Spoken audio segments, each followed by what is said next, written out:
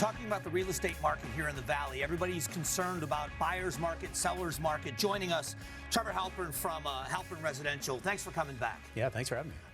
Let's talk about this. Is it a buyer's market, and what exactly does that mean if it is? Yeah, statistically, it's a buyer's market. So when we look, I gauge it by what's called the Cromford Market Index. 100 is balanced. Anything below that is a buyer's market.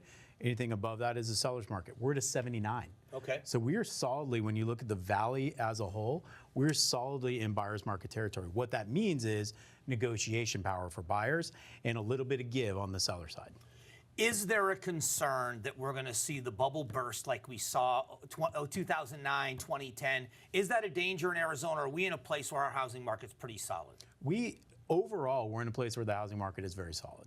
You know, the analysts that I pay attention to in my own examination over 14 years in this marketplace, the fundamentals are very different than 2008. There's nothing similar. So, you know, people around the water cooler may go, oh, I'm feeling something. It feels like 2008, but the fundamentals are just not the same at all. So as far as a bubble burst in the same manner as 2008, we're not foreseeing that.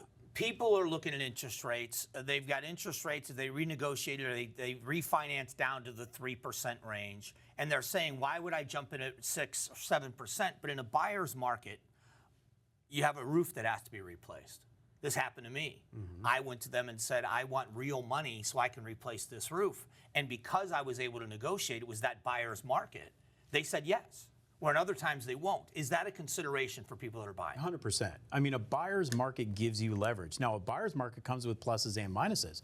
A buyer's market means maybe we are in a descending price continuum. Maybe we're seeing prices soften. Maybe we're seeing prices go down a little bit. But when you buy a home specifically to live in it, the idea is that time cures all. When we look at the real estate market over time, we see the graph go up. Yeah, there are fluctuations, but if you're going to hold a house for 10 years, the likelihood is any sort of temporary price drop, you're going to recoup on the back end. Now, the leverage up front is in a buyer's market, you can get a roof.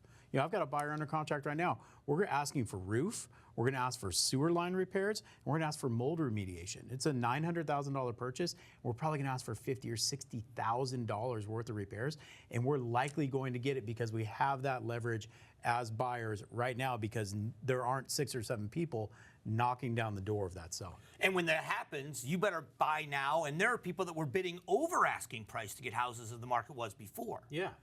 So let's talk interest rates for a minute because people have a big concern about interest rates. They're around 7 right now. Where is that sweet spot going to be for interest rates where people are comfortable buying and selling again? What is going to ease people's minds? Yeah, you know, typically what we've experienced, and we saw this little dip probably 12 to 18 months ago, we saw things dip into the 5s, the high 5s.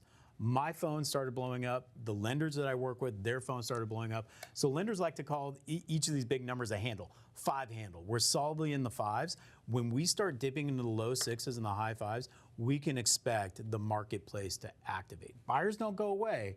They just sit on the sidelines. So you can expect as a buyer, if interest rates come down and you activate, well, you and a dozen other people looking at the same home are likely to activate. So that's going to put upward pressure on pricing, and it's going to put downward pressure on a buyer's ability to actually get those types of concessions that we just talked about.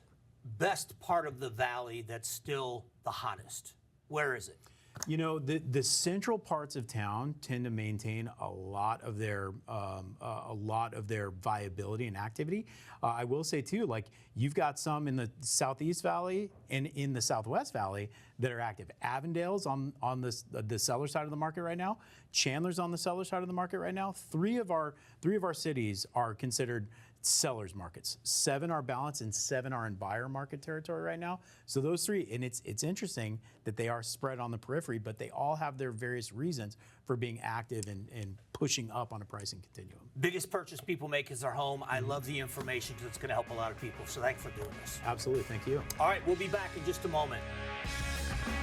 Coming up, even with over a year to go before the